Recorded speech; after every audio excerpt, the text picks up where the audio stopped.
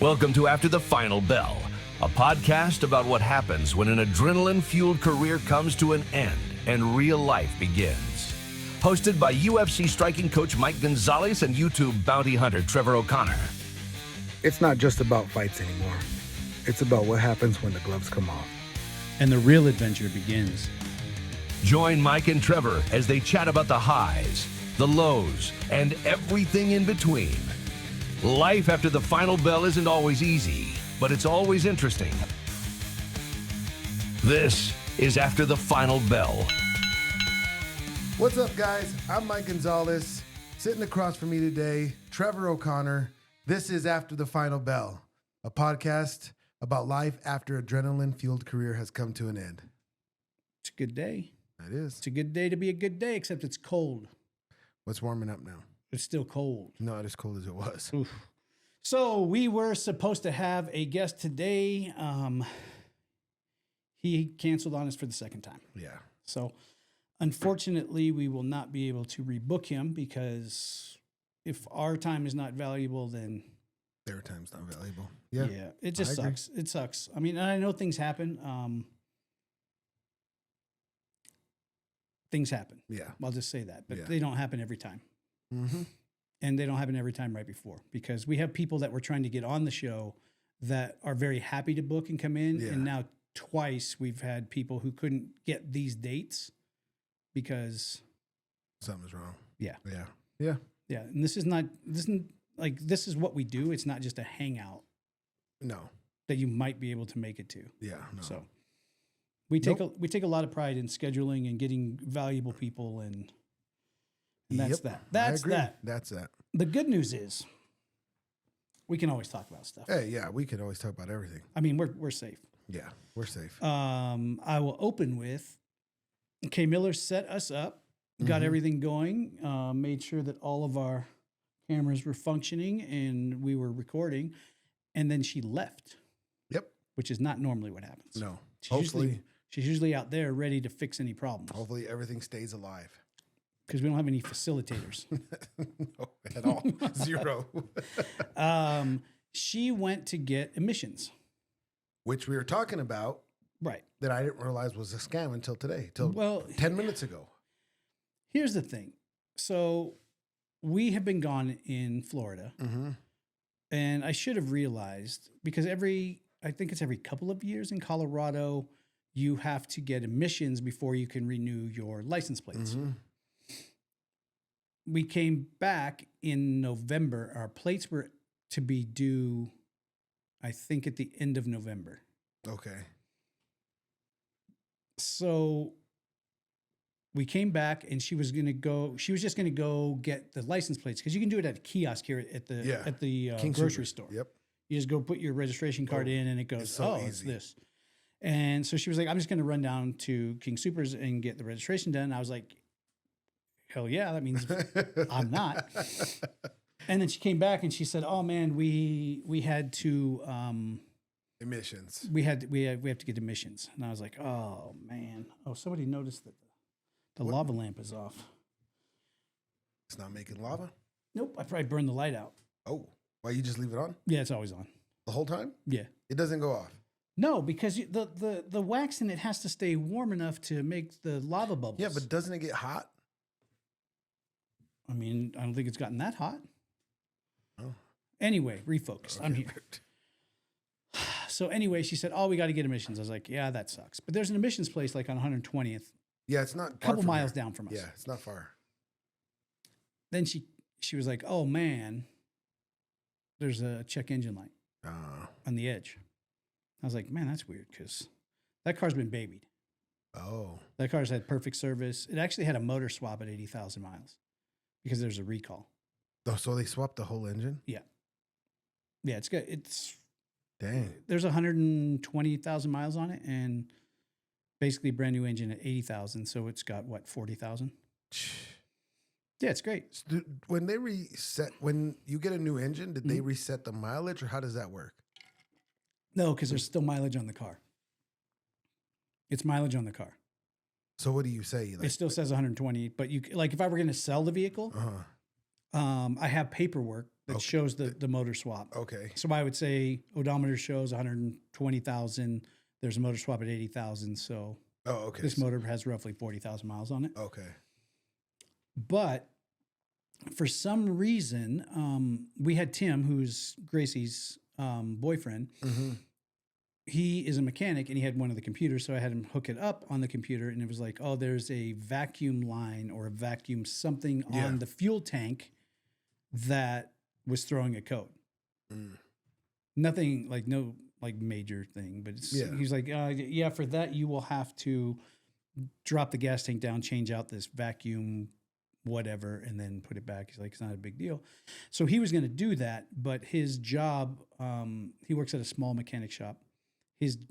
The job or the office or the shop, basically someone there was doing a lot of extra repairs. Apparently either on their car, or their friends' cars, or, I'm sure it was like, hey, you guys can work on your cars or your immediate family here. Just don't open up shop. Right. So I think someone in there was like opening up shop on the downtime. Nobody knows how to play nice and messes up for everybody. Right. Which takes away from, it's a mechanic shop. Yeah. So you should, if they're not like immediate family, they should probably be coming in as a customer, not as like we provide you with everything to be everything, and you benefit. Yeah. So anyway, they said no one can work on vehicles unless it's booked as an appointment. Yeah. Which is it is what it is. I mean, it's nice to have a mechanic that can do that. But at the same time, I don't like cars got to be fixed. Yeah. So there's a couple things that have been going on back and forth. We waited, and we were going to get I think we were waiting. He was going to see if things were going to cool off and we'd be able to do it. And then it just kept going. But then Kristen the other day was like, I'm going to stop. She had to go to a photo shoot. She's like, I'm going to stop on the way down at this Cooper Automotive, this place that's worked on all of our cars for a long time when we're here, and have them run the code and see what the deal is. what they say it's going to cost her this. So she goes to her photo shoot and she calls me on the way down. She's like, I was going to stop at Cooper's, but check engine light went off. And it's been off for the last 4 or 5 days. Oh. But we had a lot of stuff going on. So today was like the day that she had time. So her fingers crossed right now. That the light stays off. And she just runs over there. It can turn on when done. And you just don't know. Yeah. But this got us into a quick conversation before we started rolling cameras about emissions. Yeah. Because I got emissions on I used to have a Dodge Charger, like a 2006 Dodge Charger that I used for recovery work before. It's just because it's that car. It's easy. Yeah. 4 doors, low, people in and out. It's not a problem. But that car, the dash lights were like a slot machine. Just everything. It was, and when you started it, you didn't know which ones were going to come on, stay on, be on. Just like, especially when it says ding, ding, ding, you feel like you want something. So I'll be honest. That car actually was. There was a process to start it. Oh, really?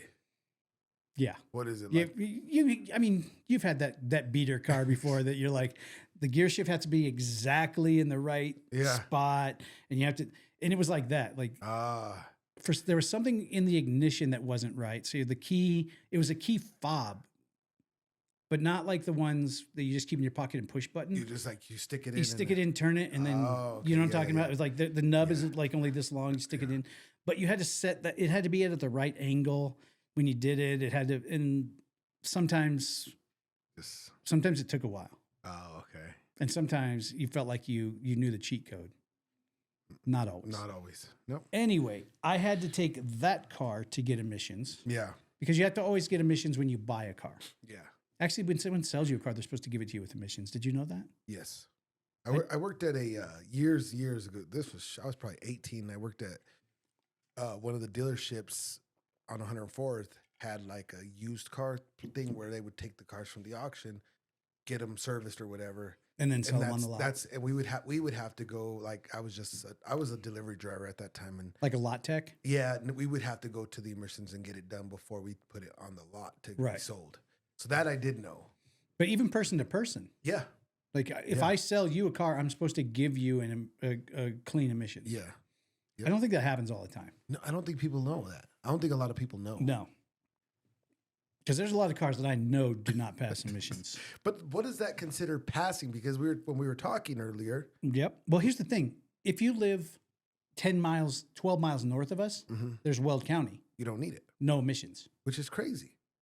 I could live 10 miles up the road and not have to have emissions and just drive to like the same places. Doesn't matter. No emissions. And you know how much it's blowing up out there? How do you not get it? It's a city. Like it's not. Yeah, it's not a town. Yeah, you're not in this like the boonies. No. When I think of a place that doesn't require emissions, it's like way out mountain town or way out east. Way out on the plains where there's like 12 cars out there. Yeah. I mean, Greeley is Weld County. Yeah, and that's a Division I university. Yeah. It's a whole city. Like you don't need emissions? No emissions. It's Weld County. That's crazy. So I don't know. I don't know exactly what emissions does. But I know that during COVID, I took that Dodge Charger to go get emissions. And during COVID, you stayed in your car. Mm-hmm. Normally, you pull up there, leave your car running. The guy gets in, moves it up to one thing, hooks the fan up, moves it up to another thing, puts a thing on your exhaust. And boom. And then at the end, you're like, I don't know. And then they're like, you passed. And you're like, yes. Yeah. You always get that. Yeah, because you don't know. Like, it's a brand new car. You're like, I don't know if it's going to pass. But because it was COVID, you stayed in the car. And they were like, pull up to here. Now do this. Which was weird because you have to go to like 2,000 RPMs. Mm-hmm. And my ADD mind sitting there for that long, I'm like, you have to hold it at like 2,000 RPMs for like X amount of minutes or seconds or whatever. Felt like hours. But the guy just asked, are there any dash lights on? I was like, no. And he was like, cool. So we went through the whole thing, got to the end. He was like, here you go. Here's your emissions. I was like, thanks. So what is that?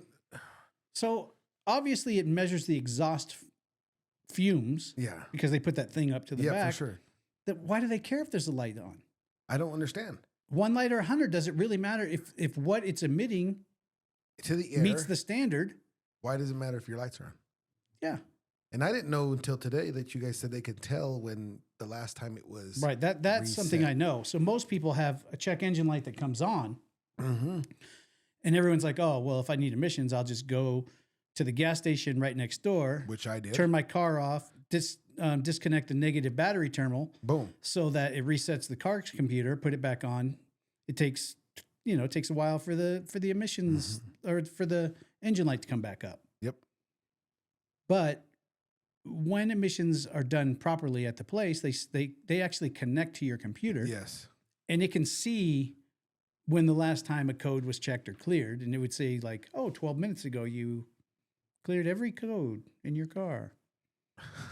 So realistically, they should stop you right there and say, but they don't. This is a failed emissions which means it's kind of a scam. It's kind of a scam.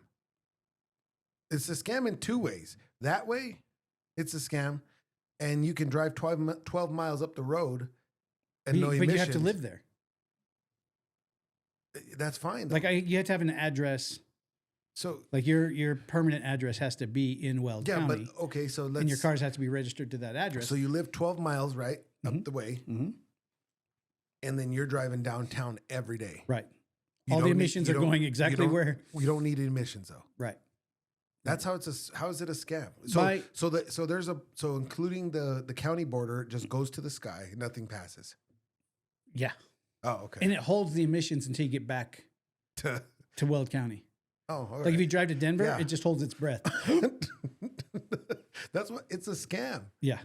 Because Maria, my older daughter's mom, they live right up here in Firestone. Oh, okay. Which is Weld County? And where they live is Weld County. It's right on that. It's like on the border. There's a border because it's either Adams County or Weld County, like right up to that little. But they're Weld County, so they don't need emissions. So I could realistically register my car to their address because I could receive mail there. Yeah, they would be fine with receiving my registration. Yeah, there. And then I would never need emissions on the car. But then do I need emissions if I'm going to sell the car? Mm-hmm. But I live in Weld County where it's not required. Do I still have to get emissions to sell the car? Yeah. Because then what if the person doesn't live in Weld County? Or what if we both live in Weld County? Then you shouldn't need it. Do I have to get emissions first to sell you the car? What are you going to do with that emissions? You don't. Well, and here's If we both live in Weld County and I hand you an emissions, what's the point of what are getting you going to do with it? nothing? Trash it because you don't need it. And here's another thing: is all of that is government stuff. Uh-huh. That's the same price that that you paying 20 years ago today. Still $25. Yeah, it doesn't raise. It doesn't raise. Yeah, it's $25 for emissions. It's just a scam. It's a scam. It's questionable. Now, the next piece of this, All right. sometimes at the off-ramp on the highway. Yeah, they have that too. So it's supposed to be able to read your emissions and send you a pass or fail. And that actual, like, Works. You should be able to get that postcard in the mail that says, hey, you drove through this On-ramp that had an emissions center set up and you pass. You should be able to take that card and just bypass the whole emissions test, go up and get your plates. I've never done it, but does it work? I have no idea. I mean, I always see them, but I don't need it. So, and I don't really go through those exits. So I always wonder if, because they always set those up at weird times and weird places, and you're like, why is there? Is that the FBI? You never know. Because they do weird stuff. They do. Like if they need surveillance or something. I mean, why not set up an emissions Yeah. on an off ramp? Because then you could see if you're looking for a certain Individual. group of people or an individual in a certain car. It's just not a scam, but what do they call it? It's like what's the word I'm looking for? I don't know. Con. No, just like a dummy thing. Or Yeah, it's like, yeah. You know, I mean, yeah. Yeah. I mean, I've never received anything that said you win. You don't have to go get emissions because you drove through their little thing. I've never drove. I don't think You've driven by one. Yeah. To get on or off the highway, there's like a white van and like 3 cones. Well, mine didn't pass, I guess. I don't know. I've never gotten a card either. I've never gotten a free pass. I've never gotten a like, you did this. Unless that's what they just put it attached to your registration. And then that when they get your thing, because it says When you get your card. need it, whatever, insurance or emissions, maybe. I don't know. I should try it with my truck one day. I have no idea. I need to know where one is and I need to know what it does. I just don't understand. Is it a dummy? Is it nothing? Because I'll tell you when you drive from Miami to Key West, you drive in the overseas highway, you know, and you go to each little key. It's like each island is a key. Yeah. All the way up and down the highway, there are empty police cars on the side of the road about every 10, 15 miles. So you're not speeding. So you don't speed. And if you use GPS every 10 miles, it's like, there is a speed trap ahead. There's a speed trap ahead. And when you live down there and you're a local, you're like, no, there's not. Let's go. Yeah, yeah. But you'll also, like, if you speed in the Keys, you... Ticket? Yeah. No warning? No. Really? No. Even Unless you're a local, like you've been there. Yeah. No. What's speeding to them? Like 35, over 30, like 36? I got a 5 over ticket. Oh, wow. Yep. Which is, everybody does 5 over. Everybody. Yeah. I was doing like 40 and a 35.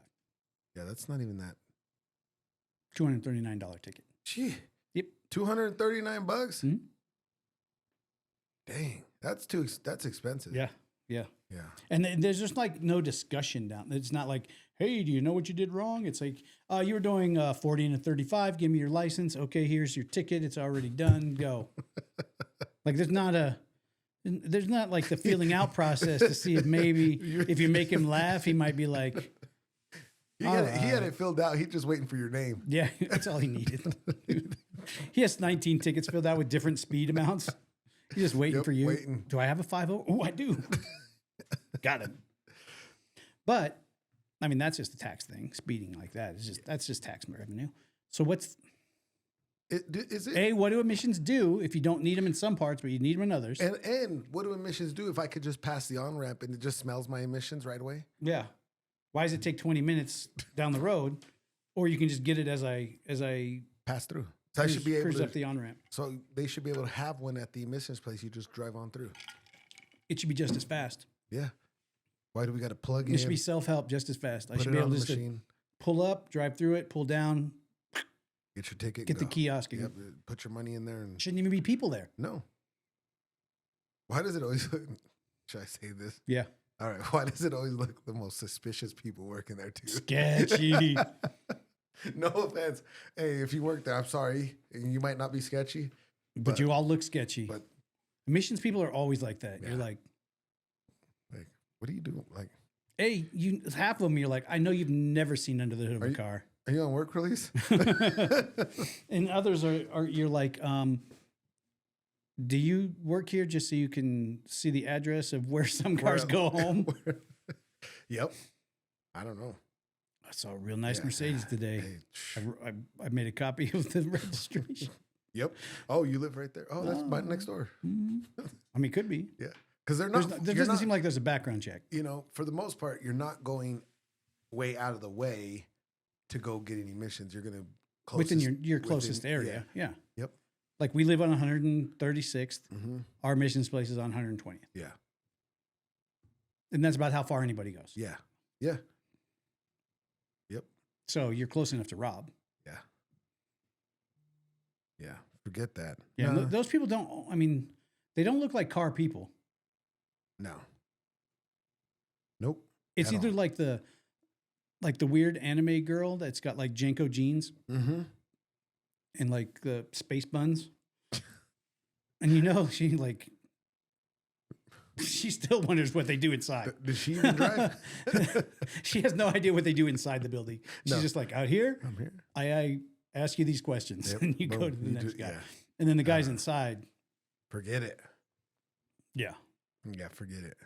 they might be casing. I you. always take all Take all your stuff, I yeah. always. It's just I just get weird. Like, is my I have to get out. yeah? Are my leave two quarters gonna be gone? Like, I have to get out and give you full control of my running vehicle. Yeah. You got the keys and everything. I have a dash cam that records the inside. Oh, really? Yeah, Okay. I'd love to see him start digging through your stuff and then be like, "Ooh, Ooh, yep. I'll put that back." Yeah, there's because I used the Edge when I did bail for a while. Oh, okay. So I have a dash cam that shows the outside, but I also put, instead of the rear dash cam, because I have a backup camera, I put that camera mounted like right above the rear view mirror. Mm-hmm. So it shoots the interior of the car. Oh. So, and I did that because there was a lot of people who were getting arrested by bounty hunters. And then when they go into the jail, like they're trying to get out of trouble. Yeah. So they'd say, oh, that guy pulled over and offered, you know, to not take me to jail if I gave him this or information.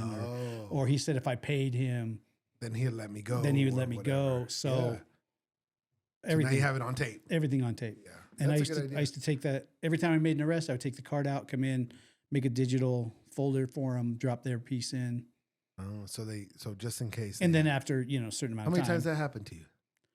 did someone accuse me? Yeah, just like that you know of that was like, hey, this. Not a direct accusation like to a cop, Yeah. but I've arrested females who didn't want to go to jail, Yeah. and they would start to say things like, "I'm just going to tell them that you said that if I sucked you, you know," Yeah. and I would just point. Ah, See that camera? Records everything we're doing. goodness. You know, and some people that were cool and that I was cool with, I would say, hey, just so you know, there's a camera that records everything that we do in here. I don't care. Like some people, you arrest them and you know they're not a threat. So I'd cuff them in the front and let them like make a couple phone calls on the way Yeah. so they get their shit straightened up. You know, and I'd be like, hey, you know, here's the deal. There's a camera right here. It records everything that both of us do. I don't care.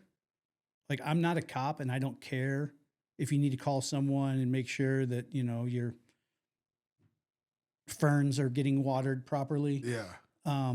Just don't say anything that is completely incriminating that It's gonna. if screw something you over. happens, I have to turn it over. Yeah. So just, don't threaten to kill me or yourself or Anything like that.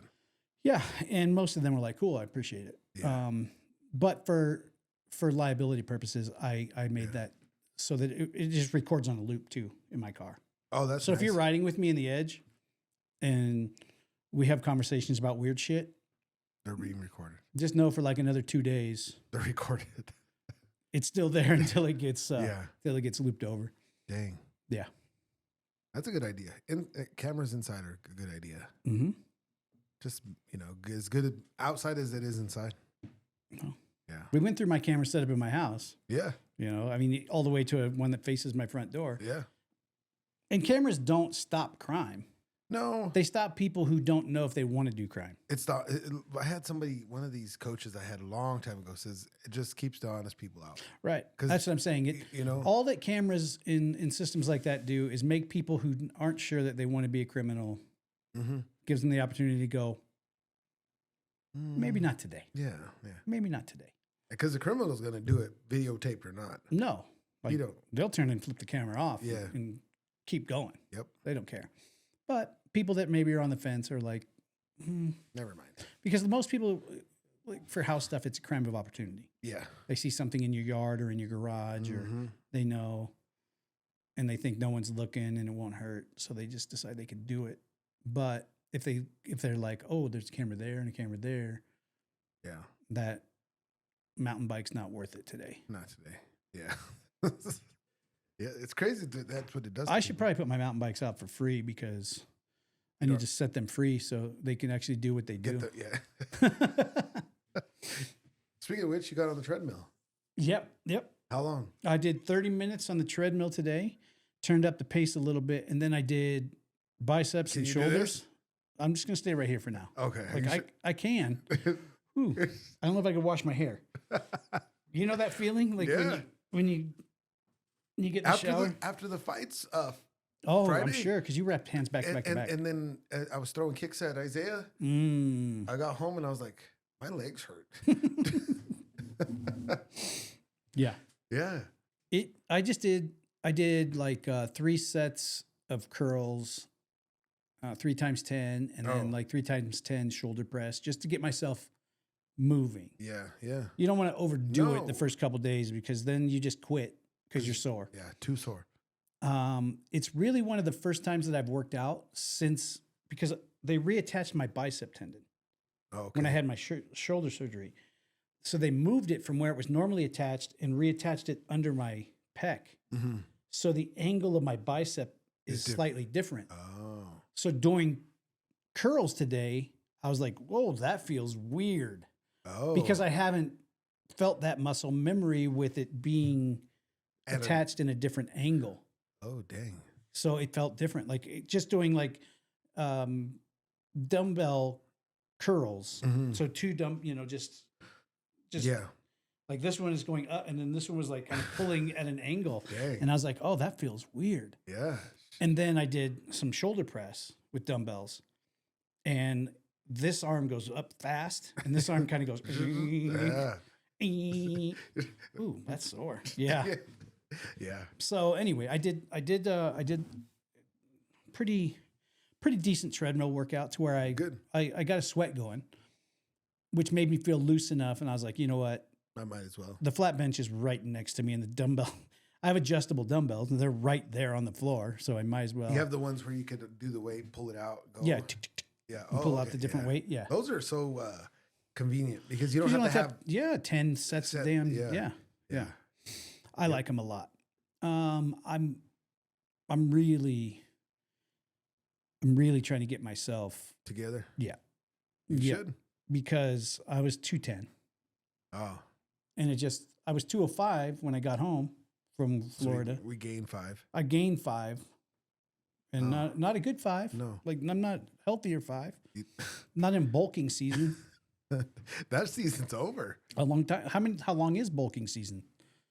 How long have you been in bulking? 3 years, probably. Okay, yeah, it's about due. So it's just time, you know, and realistically, with someone who has been as inactive as I've been for a while, yeah, just getting up and walking for 30 minutes changes like my body makeup pretty quickly. Yeah. It's like, oh, wow, we're doing something. Yep. It's crazy how your body remembers. Right. You know, Right. still got to work the soreness out, and you still got to go through that process. Well, and just that much more. 30 minutes on a treadmill yeah. actually has an effect on my physical health. Mm-hmm. Whereas before, I'm like 30 minutes walking on a treadmill or a fast walk was like the warm up so that Yeah. you could then go work out. Yeah. And now I'm like, well, this is where I'm at right now. So I'm either gonna, well, first, I'm not gonna add time as much as I'm gonna add speed. Yeah, I wouldn't. I would add just speed and still 30 minutes. Still Yeah, 30 minutes. How much farther can I go in 30 minutes until, I'm at a pretty good run for Yeah. 30 minutes? Yep. Because you should be able to do 7-minute miles, At least, which is what? How many miles? 4 can you- miles. That's good. 7 times 4 is 28, right? Yeah. That's good. 4 miles in 30 minutes. If you're doing that, you're in shape. Yeah. You're cooking. I remember being in fight shape and it was like high 5, low 6-minute miles. Yeah. And then you're Then you're really cooking. then you're in shape. But Then still, you're in even shape. 30 minutes is fine. Yeah, but you you don't know? need much more than that. No.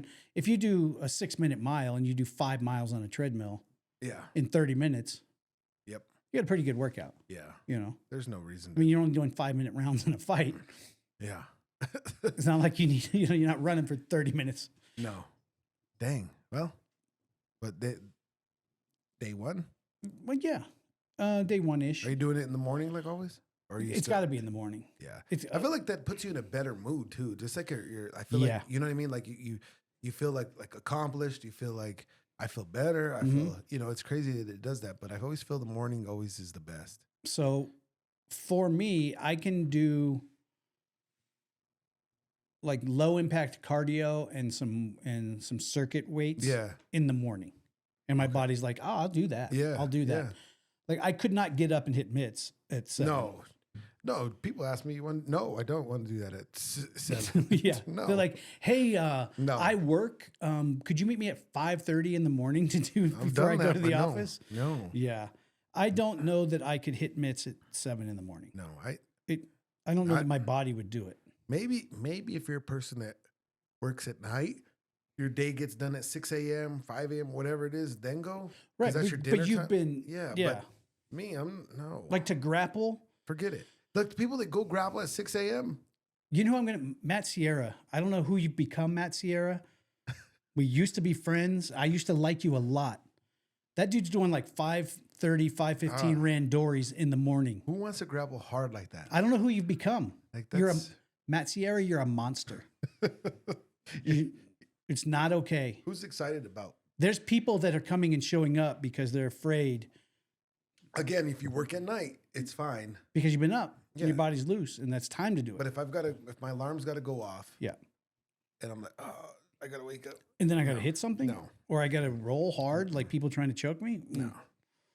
If you want to kidnap me, do it between like 5 a.m. and like 9 a.m. The least amount of resistance is going to happen right there. You won't have any fight. I'll be like, oof, right. I guess I'll just go with you. Yeah. Yeah. No. After that, I'm probably moving enough that you have to earn it a little bit. Yeah. I'm not going to just give it to You still get me, but yeah. We were at the fights last week. Yep. I think we talked about it before. We each cornered a different fighter, and you wrapped the entire red corner's hands. It Dang seemed like near, yeah. that's all you did was wrap hands Yeah. over and over and over. I was talking to Valor Oh, for okay. a second, Yeah. and I was like, this is cool that we all, kind of get to be here and do this stuff. I'm like, it'd be really cool now that it's just corner work. Yeah. I'm like, it'd be really cool if they'd start these fights at noon. Oh, We could all have fun, be out of here, and we'd probably still want to go eat dinner together after, yeah. but not when they start at 7. No. And then It's a race to maybe, leave. Maybe to start at 7. No, it's a Maybe. race to leave. Yeah, It doesn't it's, matter. It's just like not fun. Mm-mm. And I don't know what happened with promotions. And this is just kind of all over, like even the smaller shows I've been to, all over is like, where's the excitement? You know what I mean? Like, I don't feel like there's any excitement. Like some of the ring announcers, like, no offense to the one this weekend, just He was loud. he was loud, but it's like, you're not getting me excited. Yeah. You know what I mean? Well, one thing, the sound system and where fighters warm up is always behind the sound Yeah. system, so we never hear clean audio. yeah, It always sounds like yeah, that's true. But being in front of it, you need to have clean audio Yep. so that your ring announcer, when he is trying to excite the crowd, they can understand what he's saying. Mm-hmm. It's a twofold thing. The promotion needs to have good sound, a good quality PA system, and your ring announcer needs to understand how to manage volume and push Yeah. on a microphone. Yeah. Because if you just keep it right here and you just it's going to blow out anywhere. Yeah. You know, you got to be able to, like, if we're in here and I'm going to laugh, I'm not going to stay, Here. you know, I'm going to be like, ha, ha, ha, ha, ha, ha. Yeah. So you could hear me laugh, but I'm not blowing your ears or their ears through. Yeah. And a lot of people think that when you're pumping up a crowd, you get louder and keep the microphone right on and you just really push and then it sounds distorted. Yeah. You don't understand a word they're saying. And you're just like, is this our guy coming up? Is this us? Oh, it is. Yeah. Okay. Oh, let's yeah. go. Let's go. As far as the showmanship of it, I don't know how do you fix that though? Put new people on, man. I think this is why I don't go to shows anymore. Mm-hmm. And this is the honest truth. I'm tired of seeing the same guys fight over. It's like rinse and recycle.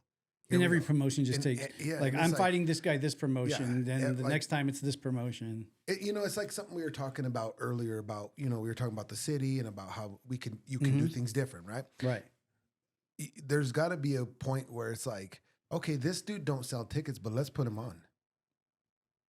You Build some fighters. Everybody's too worried about selling Ticket tickets. sellers. Like, if no offense, if you're trying to build something in MMA, unless you're the UFC, you're not gonna make that kind of money. Right. You know what I mean? They're just not. And it's hard too because it's in the music world and it's in the fight world the same way, where the promoters put the lion's share of the financial responsibility on fighters. Yeah. And on bands. A lot of local promotions. Basically, it's how many tickets can your band sell? Okay, well then, we'll put you on second. Yeah. We'll put you on third based on ticket sales, but then they're only giving such a small sliver of the ticket sale back to the band who the promoter is leaning on them to bring the crowd. Mm-hmm. And the same thing with fight promotions. Yeah. Who doesn't give a shit if you sell tickets? The UFC. No, they don't care. They're going to sell anyway. Yep. And the venue is going to sell out, mm-hmm. regardless of if you put the Facebook post up about how to buy tickets. Yeah. They don't care. They don't. They don't care because they built such a product that people are going to show up. Yep. Because that promoter is putting on an event in your city. You go, oh, the UFC's coming to Denver. I'm going to buy tickets even before the full card is announced. Yeah. Why? Because I know that I'm going to a promotion that is going to have fights. And some of my funnest shows have been when we travel out of town, and obviously not the UFC because, like you said, they don't care. But they're selling already. When it's local, like as far as like an amateur fighter or a low like level pro to where they're just starting out, those are the fun ones because you go there and it's like, oh, this guy's from out of town, he must be good. Right. Yeah. They flew somebody that in to guy fight in. the toughest dude or whatever, Sure. or toughest girl or whatever. Mm-hmm. And I always felt that was way better than I'm constantly seeing the same guys fight. And that's why people at the gym, they're like, you going to go? I'm like, no. Seen it. I'm just, and this is crazy. I don't know what they cost for a music show, but I am not paying $50 or $60 for you to get 3 2-minute rounds for me to go see that. I'm just not. I'm not paying sorry. 50 so on a local level, and this is just being honest. Yeah. People are you can get mad. If you're a promoter, you can get mad. If you're a fighter, you can get mad. Be upset. Here's That's the okay. thing. promoters need to figure out where to put people on cards. Yes.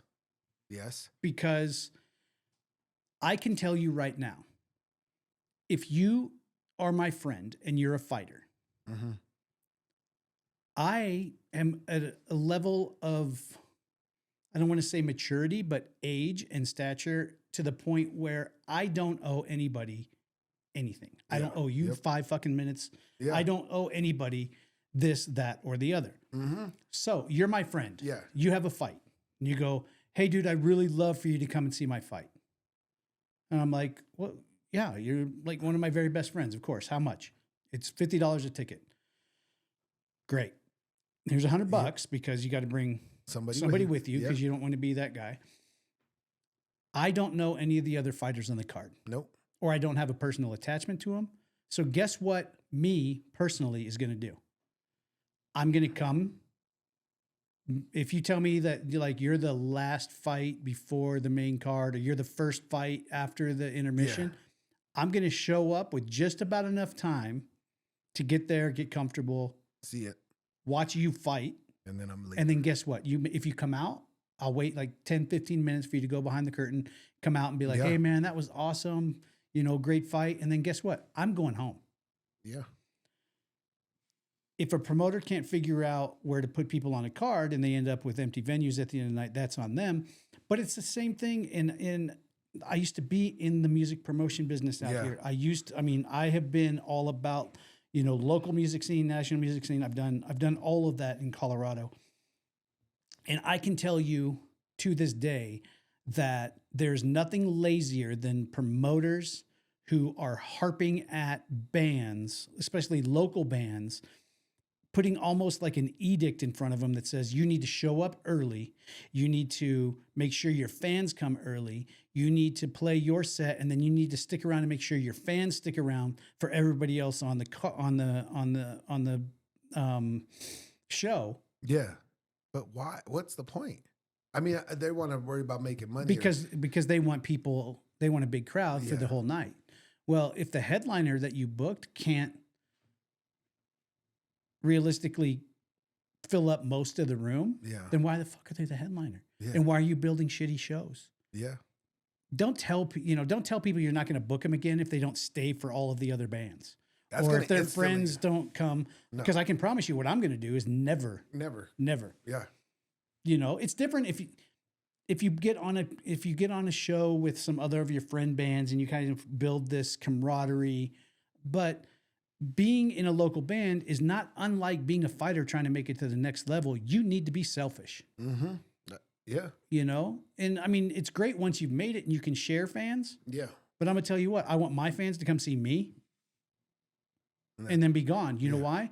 Because I want to have enough of a following that the promoter goes, well, I have to put them on as the headliner. They bring a big crowd. And if I put them on early in the show, as soon as they get off, they're going to be gone. They're going to be gone. Because they're not coming to see anyone else. And I'm sorry, but if you're in a local band, realistically, I'm coming because I'm your friend. Yes. I'm not, I'm coming because I'm your friend. Yeah. Yep. I agree. I don't give a fuck about any other band on the call. I don't. And they might be great. They might be great. I don't know them. I don't know their songs. No. You know what's a long night? 5 bands of people that you've never heard any one of the songs, and it just does. It sounds like the same. How many shows have you done band or in the radio, concert wise, that you can honestly say like, oh, that's a good band. I'll listen to them now because I've came with them, but I don't know these people. But it's like, oh, that's actually a good. How many? Sure. Do you think? Probably one hand. I could count on one hand. How many have you done? Thousands, dude. I mean thousands. But I can tell you that I've discovered another local, and that's not fair either because I was in the industry. Yeah. But it's almost never happening that someone who's not in the music world, that's not a music person. Yeah, for sure. That bought a ticket from you because you work with them or we went to high school together. We've been friends for a while, and your band's playing. That I went to watch you play, and then I was like, "Wow, this other band is amazing. Yeah. Because most local bands, and I'm going to be a dick about, are not amazing. Yeah. Like there's some good local bands. Yeah. There's some bands that are all right, but Nobody to write home about. to hold me hostage, Yeah. you'll never get $1 from me again. Yep. You know, if a band comes to me and goes, hey, can you come to my show, but I need you to stay for the whole show because the promoter won't book us again if he thinks our fans will leave. Well, tell the other fucking bands to be better. Yeah. To do better. As soon as you tell me like, oh, can you stay for the whole show? Then I don't want to go. Because I want, okay, sure, I want to stay for the whole show, but I also want the option that I can leave. I'll leave when I'm going to leave. You know what I mean? Yeah. When, like, don't tell me I have to, like, then I don't want to. If one of the bands sounds like a baby beluga, just like, I'm not going to sit through it. No, it's like, wrap it up. And people, bands and fighters should be selfish with their time, but people needs to become more selfish with their time. Mm-hmm. You're not there to just it's like we please talked about the promoter. It's like, vote with your money. Yeah. I'm not there to please the promoter. No. And the promoter is trying to please the venue. Yeah. That's why they're forcing the bands to make sure that everybody stays because the venue wants people buying beer up to the very last minute. Yeah. Now, if you're a good promoter, you should be able to build a show that's going to sell itself because you as a promoter are such a good promoter that people are going to buy tickets because it's a promotion done by your company. Yeah. And they're coming because you're saying these bands are worth your money. Come here. But are there any locally? I don't There know are. about, There's some good local bands. no good like local promoters that can because There's everybody promoters. everybody thinks that they can be a promoter. Sure, there's promoters. I can tell you, I have not seen a promoter say, hey, I'm putting up a show on April 15th. It's a Friday. It's going to be amazing. And then people just bought tickets. No, they go, okay, I got 6 bands on for the night. You guys each get 45 minutes and you have to have all your gear off and on in less than 10 minutes so that the next band can get up because that's the only way I can jam this many bands into this night because I need all of these bands to sell X amount of tickets to keep the venue happy. Yeah. Well, if you need 6 or 7 bands on your card to make it happen, you must have musical talent that's not worth it. Yeah. If they can sell, if this guy sells 5 tickets, this guy sells 5 tickets, but also that your promotion has not created a name that's going to sell tickets. How many are you selling, promoter? 0. How many are you selling? If you want my band to sell 20 tickets, are you going to match it? Yeah. Because you're such a good promoter? That's the name, promoter. Yeah. You promote what you're doing. the show. You promote the event. Your job is to promote, not to book. You're not a booker. Mm-hmm. If you're just going to be a booker, say you're a booker. Yeah. I book shows. I don't know anything else about them. I book them. And that's it. If you're a promoter, Boom. are you matching me in ticket sales? Yeah. And of course not. Of course not. Did you discover my band before they became anything? But you can promote shows that you're like, these guys haven't been discovered yet. I'm going to tuck them in the middle of this show. And the people that I automatically bring are going to be like, wow, where did you find these guys? Yep. Where are they at? Oh, Yeah, no, it's can you sell 20 tickets? Oh, this guy can sell 30. Oh, okay. You know, Come on. Yeah. How many tickets can you sell? If you're dealing with a promoter, the first question is how many tickets can you sell? I don't wanna do They're it. not a promoter. They're a booker. No. You book shows. And if you want to argue with me, WhatsApp, right? boom. Boom. There's Boom. there's a Argue. QR code and there's a link in the description. Argue. If you want to argue with me about Yeah, that hey. and tell me you're a promoter and not a booker, you're a liar. Yeah. I agree. Because a promoter promotes a show and people are going to show up because that promotion is happening. Yeah. Not because certain things are, though certain people are involved. Yeah. I don't, You know, it drives me crazy. And I love Steve Alley, Mhm. rest his soul. The guy really, really wanted to do it right. Yep. At the same time, you know, he put a lot. You know, ticket sales were important, Mm-hmm. but They were. I felt like he did shows just frequently enough, not too frequently, that there were times when he would just say, "Hey, there's going to be a kickdown card."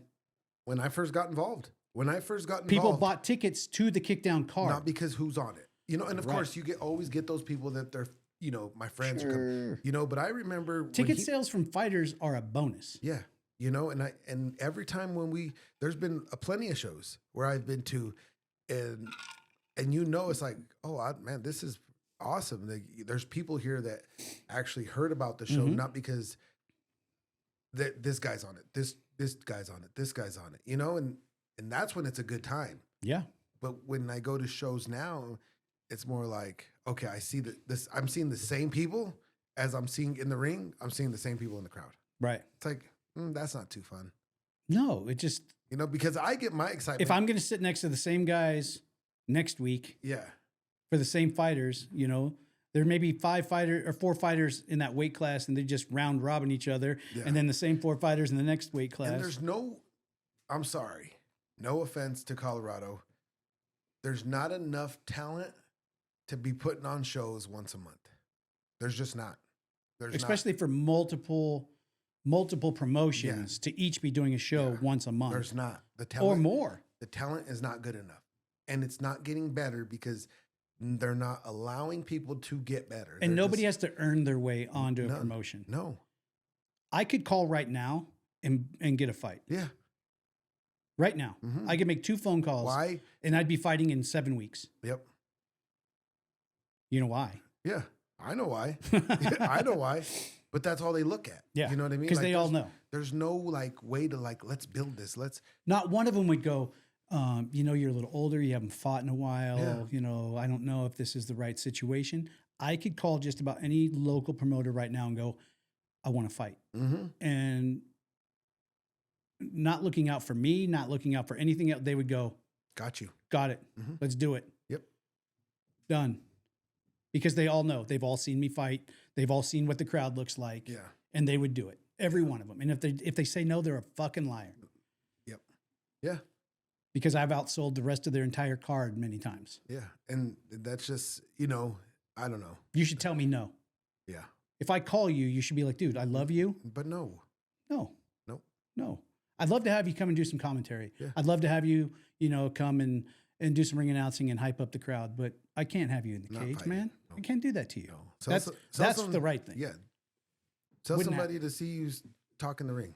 Yeah. You know what I mean? Wouldn't happen. Wouldn't no. happen. Every one of them would say yes. Yeah. I agree. It's just I don't know. It's fights and it's music and Colorado's just as bad.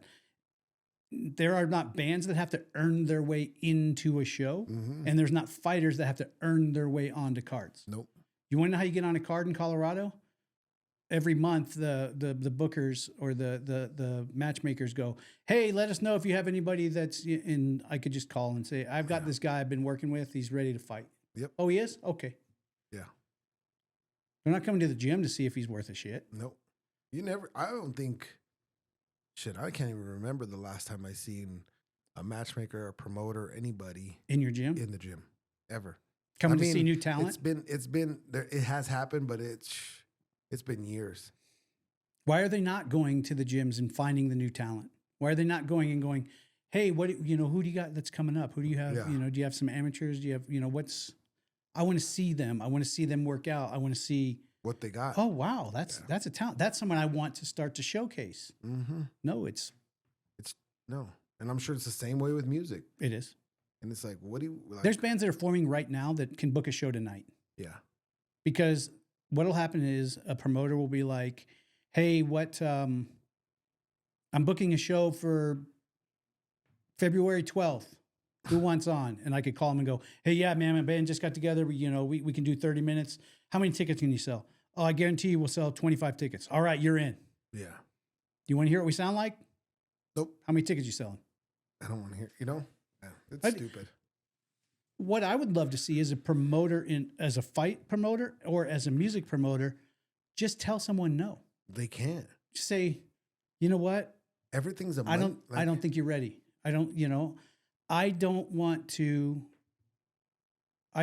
put my fans in a situation where they see that I'm putting on lesser quality because it was one more thing I could book. Yep. And I don't want you to risk yourself before you're ready. Yeah. Just say, no, I don't.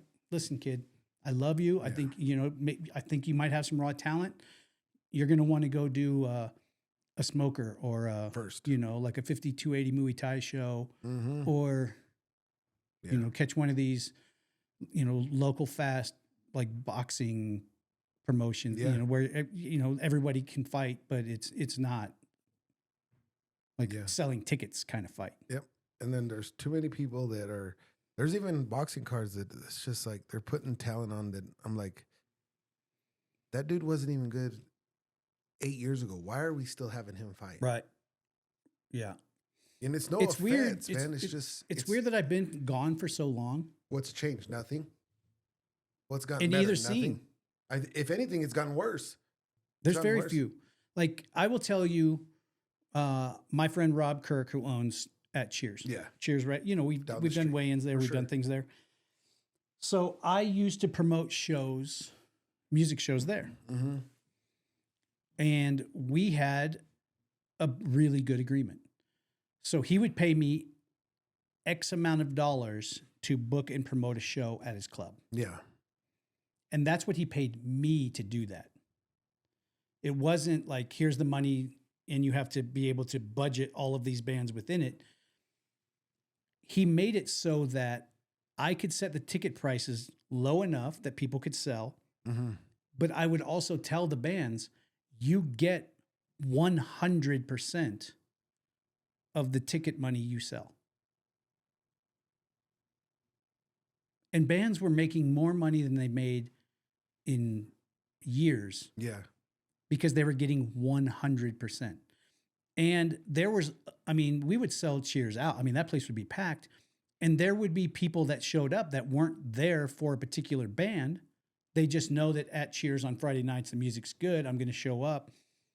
And so that money that wasn't earmarked, we would just divide it up among all the bands. And bands were just ecstatically happy. Why? Because they didn't have to like beat themselves up and sell enough tickets that the promoter would have them again. Yeah. Why? Because I sought out bands that I knew I liked them. They sound good. They practice well. They rehearse. You can see that they put time into their show. They're not just coming together on Friday. And so I'm going to put this whole cluster of bands together that I know are a party. Yeah. From no matter when you walk into when you walk out, it's a party. It was things that I wanted to hear, which as a promoter is not maybe the best idea, only to book things that you want to hear. But I did. I didn't care. Like there's certain kind of music I don't want to hear. Guess what? I'm not going to book it. Why? Because I want to have the energy in promoting it in the way that I should. Yeah, because if you're the promoter or whatever, you need to be the most excited. Right. The whole time. You should be selling this show like you guys are not going to believe what I was able to put together. This is going to be amazing. Yep. And when the promoter can sell as many tickets as the bands, it means the promoter's doing his job. Yeah. Until then, you're a booker. Yeah. And same thing in the fight world. If your promotion's not selling tickets on its own. Nope. And I'm not saying good or bad in color. Like, I'm not like naming a promotion that did this or did that or did this. I'm saying it's all encompassing. Yeah. We're friends with plenty of promoters here. Yeah. It's not like we're not bagging on one and saying the other's better. It's just how it is. Are you as a promoter doing your job? Doing what you need to do? And they'll bitch like the UFC has names. Yeah, but the UFC sells tickets before there's a name on the card. Yeah. You don't even, they got a card this day. You don't even know the entire card. Right. Until that day. Right. Right. You just like, it has nothing to do with the names. They're going after they're going after those 3 letters. Yep. Because those 3 letters have always proven that if you show up, the fighters will be ready to fight, ready to go. Yeah. It's not a guy that shouldn't have ever been allowed to fight versus a guy who shouldn't be allowed to fight the guy he's fighting. Yeah. We see that all the time. Always. To protect the record. Sure. It's like, what's the point? Or to build this guy. Or to build. Like, Yes, there's been times in the UFC where people just obviously showed up not ready to fight. Yeah. But it happens very rare. Mm-hmm. I don't want to see the guy that is fighting at 170 but should be a 145er because, he's still got the Dunlap around the front. Yeah. Because he's not willing to do the work to be where he needs to be. An in-shape fighter. These shows, man. Tell them no until they're a 145 pounder. Say, dude, I can't. I'm sorry. Yeah, we're not. I'm sorry that you don't take your physical well-being serious enough to get in shape to be an actual fighter. Yeah, it's just not. There's no. It's just a money grab. What can they make? Here's as what I much? found. Whoa, Whoa, even she's not happy. that never happens to me.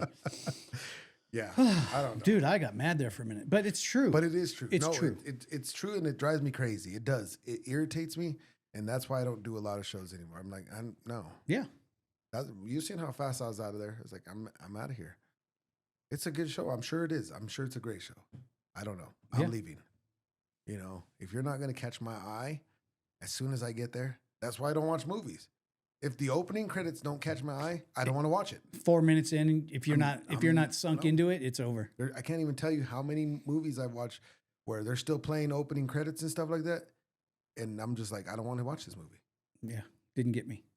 Like, I'm out of here. But that's kind of society too, though. Yeah, yeah, We're like, dance for me. yeah. And if you haven't, if the dance isn't good enough right away, Yeah. like we don't let things build as much as we used to. But at the same time, we've also been burned by, Too many. you know, when it's bad. Yeah, You're like, oh, it's this let's is get not out going to of be here. good. Yeah, No, and that's a big thing for me.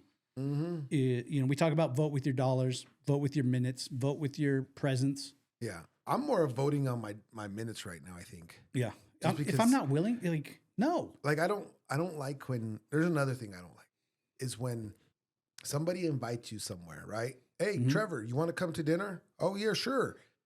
But you have to wear a button up and jeans. No. It's like, well, I don't want to go if I can't dress how. You know what I wear? Yeah, Hoodies. yeah, And probably some kind of comfortable pant. Like, yeah. You know, and there's times where I'm just like, where's my pants? oh, they're gone. But and there's times where you just kind of just like, you know, it's like, oh, that's my buddy. Okay, let me get some jeans on. Hold on. Right. You know, you might wear something like that. But Right. when you tell Or me, if it's like a special, like I'm going to ask her to marry me tonight. yeah, it's like, okay. We're going to this nice restaurant. Do you want to go? All right. Well, I'm not going to dress so below the standard that they're Yeah. like, Yeah, but when you tell me I have to wear something, Yeah. it's like I don't want to do it then. No. Even though just because you're my friend, I might still do that, but don't tell me I have to. same thing with anything else. It's like I Don't can't- tell me how long I have to be, what time, No. you know, it's no. No. 'Cause if you tell me what time I have to be there, how long is this lasting? And are we Right. starting on time? 8 o'clock? Are we Mhm. starting at 8 o'clock? Okay. Like You know? I'm a very punctual person. Yeah. I'm going to be there just a little bit early, Mm-hmm. but I expect you to be there too. Where are you at? I'm by myself. Not happening. No. Like No. if I show up somewhere, if you say, "Hey, let's go to lunch," Mm-hmm. I'm like, "Cool, let's go to lunch." You're like, Yeah. "Meet me at whatever this chicken wing place. Meet me there at 1:30." Yeah. And I get there at 1:25. Why? Because that's the appropriate time to show up for a 1:30 lunch. Yep. And I'm like, "Hey, are you close?" And you're like, "I'll leave in the house now. I'll be there in 20." I'm like, "Catch you next time." Mm-hmm. What do you mean? No. No. No. I'll give you 5 minutes Yeah. because traffic, you don't Yeah. know, shit could happen. If I showed up at 1:25 and you showed up at 1:35, I'm gonna be like, "Hey, Yeah. manage your fucking self." But I'll give you 5 minutes. Yeah. You know, I'll give you that. Yep. But if you don't have enough respect to show up Or then like at the right time, yeah. nope. I don't want to do it. Nope. Yeah. Same thing. We have a lot of big family dinners here. Yeah. And I'll tell people dinner's at 5. Guess what? Dinner Is that fine? is at 5. Yeah.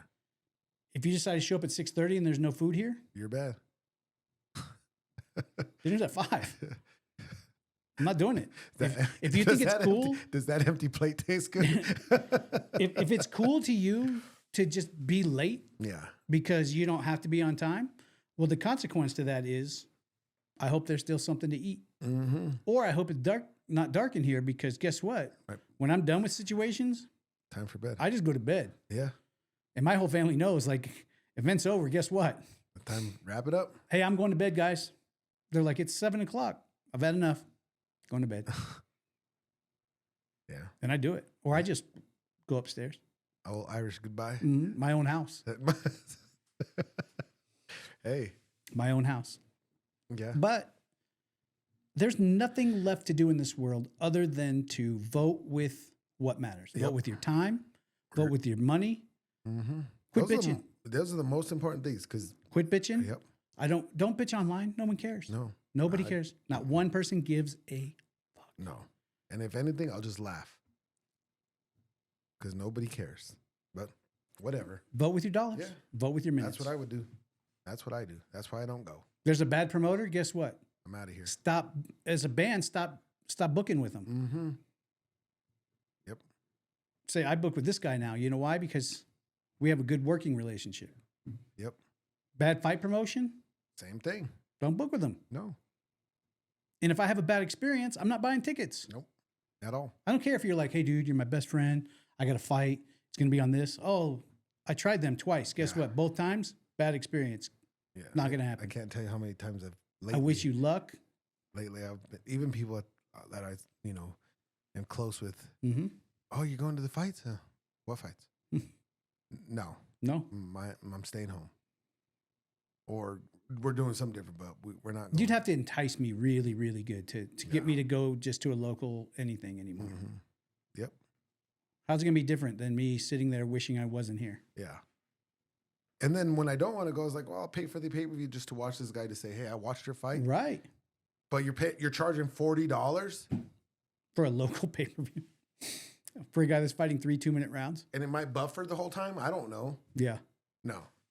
Sorry. Yeah, when it looks like 1980 No. Skinamax and it's just all. Yeah, it's like, oh, there he is. I think that's him. How'd he He's go? on top. Yeah. No. I would definitely pay for a pay-per-view to avoid having to go deal with. Oh, me too. But then I see the price and I'm like, I can't do it, man. When is your local promotion worth as much as a UFC pay-per-view? Yeah. When?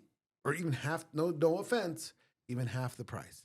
When does it make sense? Yeah. When does it make sense? It doesn't. Pay-per-view dollars for a local promotion should be just extra money or extra, it should be like, I understand that everybody that wants to support you can't come to the fights tonight. Yep. We're going to do a pay-per-view. It's $10. $10. Because they think people will just buy the pay-per-view and not come to the venue. But most people that are going to support are going to come to the venue. Yeah. And here's the thing. If you don't offer a pay-per-view at a price that I want to pay, and it's a promotion that I don't want to go sit through, you're not going to get any of my dollars. No. You want 10 of them or you want none of them? Yep. That's where I'm at. Because I'm not if the giving my value, money. if it's a $10 value, it's a $10 value. Mm-hmm. I'm not paying $50 for a $10 value. Yeah. I mean, let's be realistic. Yeah, like they make me want to be like, hey, who's there? Such and such. Hey, FaceTime me. Yeah. I'll watch it like that. I'll put on my my Meta glasses. Yeah. My Ray-Ban Metas. Yeah. And you can see it in first person. Yeah, there you go. Yeah. It's crazy. Like, I'm not doing Make it worth it. There has to be a value. There has to be a value on both sides. Yep. As a promoter, make me want to be a customer. Mm-hmm. Don't make me just be a guy that bought a ticket to a friend's fight. No. And that's where we're fucked right now. Yeah. Music and fights. Mm-hmm. There's no promotion that's like, I'm going to put on a show. I want you guys to want to buy tickets To the show. because you know I'm putting on a show. I can't even remember the last time I Seth went to a show Daniels like used to be the guy. that. Yeah. I'll say that flat out. Mm-hmm. Seth Daniels used to be the best showman fight promoter Yep. in Colorado. I agree. And he took a lot of shit for it, and people talked a lot of crap. And Seth and I aren't even close. Like, if we see each other, we'd be like, How you doing? hey, how you doing? It's not like we have You're dinner. Not, you're not messaging him. No, I probably haven't talked to him in 2 years. Yeah. But Seth Daniels used to be the one guy that you would just buy a ticket because you didn't know what was going to happen. Mm-hmm. He was all about big walkouts. He was all about, he made the super, the superhero. That was dope. That was a fun time, actually. People still are referred to as the superhero Yeah. that they were on that fight card. Yeah. And he did a good job of not just promoting his own card. Hey, I'm going to have the best show. Check it out. Well, whatever. But that he even put the good fights on. Yeah. And if you weren't willing to fight somebody tough, you weren't getting willing, a fight. He wasn't giving you a walkover. No. No. And it's a bummer that it didn't work out for him because I feel that had it kept going, we wouldn't be in this situation. But he also didn't do a show every month. But he also went and found that jiu-jitsu was his thing. And he changed the professional jiu-jitsu. Yeah, for the good. For the good, yeah. And people make money now and all that good stuff. But as far as fight promotions go, he was one guy that was willing to stick it out there. regardless. He was sticking, like he booked big bands to play just the intermission. Yeah. You remember that when he Yeah. was doing that? Yeah. And you know he lost money. Yeah, he didn't make no money. He didn't make money on those shows. No. He paid Everlast to come and play intermission. A couple songs or whatever it was. How much do you think he cost? More than what he made. Probably. And he paid guys right. Yeah. And he put good fights together. He did. He really did. He did. Like if he offered you a fight, You it was knew- a fight that you were like, Yep. yeah. This is a There, good. and his show even made it onto when it was around that. There was that MMA show on cable. Uh-huh. Oh, yeah. His show even made it on there. Mm-hmm. You know, it's like, what happened to that? Yeah. That kind of pressure is not placed on any other Yeah. promotion right now. Yep. Nope. I want to see something cool. Me too. I want you to spend some money. Make me want to come and see a show. Yeah. I mean, if you're just putting on bar fights, then great. Just call it that. Charge $10. Yeah. Yep. Yeah. I'm not paying $50 No. for a bar fight that you put zero effort into. Yep. And it was said you even had to belong to a gym. You couldn't just be No, you couldn't be an unaffiliated No, fighter and get a no. fight on his card. Nope. He'd be like, "What do you? Yeah. Where do you train? How do you train? Yeah. How are you going to be prepared?" Yeah. No, I agree. Yeah. And at that time, I wasn't the biggest fan of his. No, I've liked Seth and not liked Seth You know, several times. and he had actually a really good show. Yeah. Yeah. Even when I didn't want to like him, he still did good work. Mm-hmm. And I still went.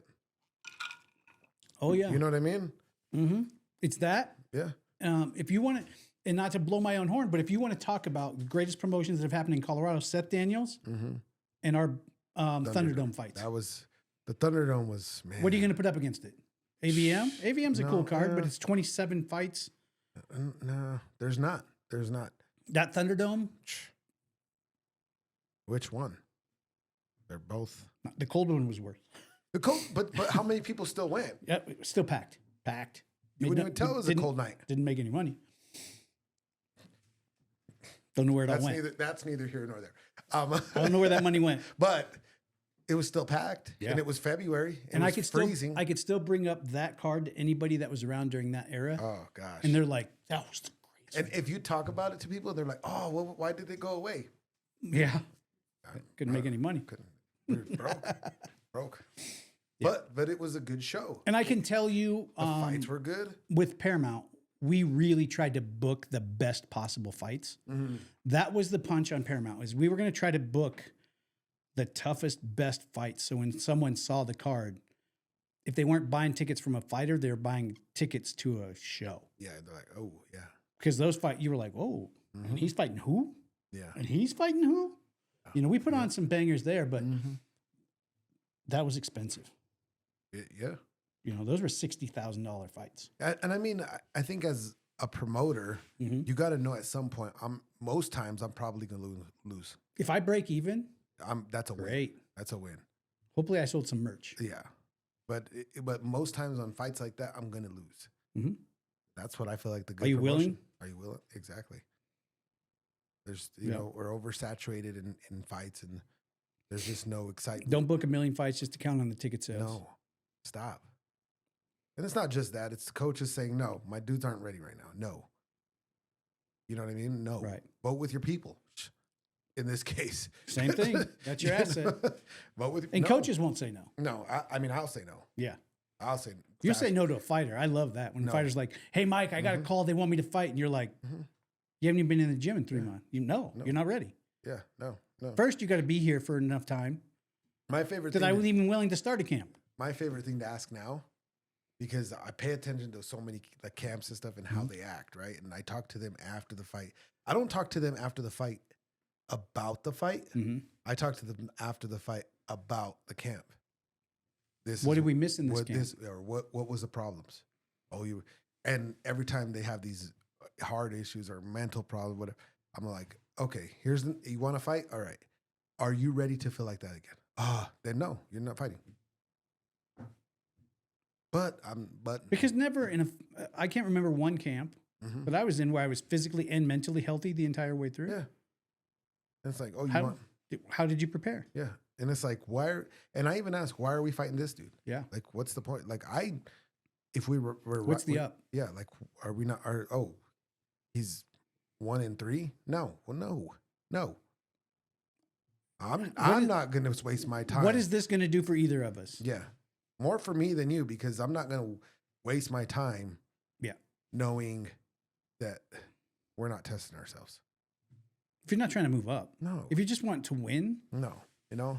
And you've got a promoter that's willing to feed you Like if you tomato tell me cans. if you tell me like I just want to have a few fights and I'm done.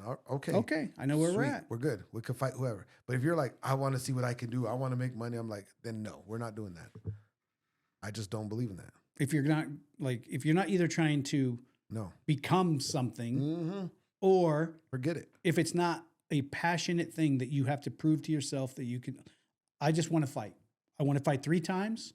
I want to, find out who I am as a human being. I'm going to show up every day and work as hard as I possibly can. Okay, we can do that. Yeah, we can do that. Yeah. But if you tell me you want to go to the UFC and you want to take fights that are, that's why I've recently stop helping some people. If you think that you're going to be a UFC caliber fighter, the only thing when they offer you a fight that you should say is, yeah, on my way. Not that guy's tough.